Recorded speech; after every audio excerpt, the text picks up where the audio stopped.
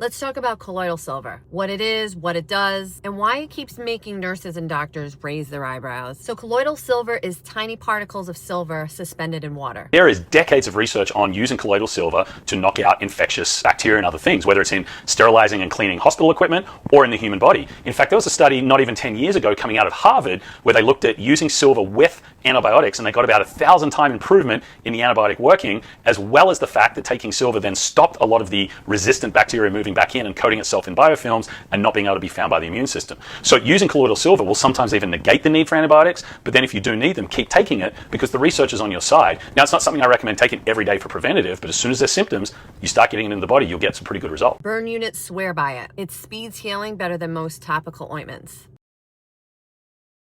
People mostly hear all of these crazy warnings about taking it orally. You're gonna turn blue!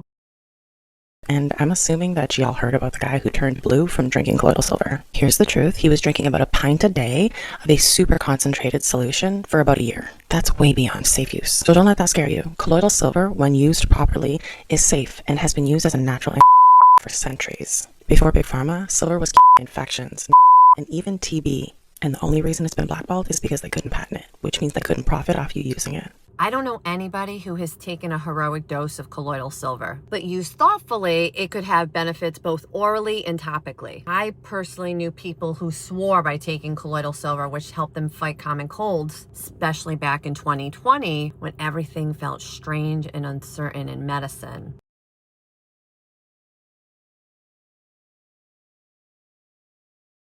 It became such a thing that Whole Foods actually pulled all of its colloidal silver off the shelves during I kind of always wondered why they'd pull an immune boosting product off of their store shelves at a time where people were struggling with their immune systems. The point isn't to hand out instructions or to encourage everybody to use it. The point is that there are other options out there besides prescriptions that have been used for decades and even centuries. Modern medicine focuses on pills because they're easy to study, easy to sell, and easy to regulate. Natural agents like colloidal silver often get dismissed. Not always because they don't work, but because they don't fit into a profitable system.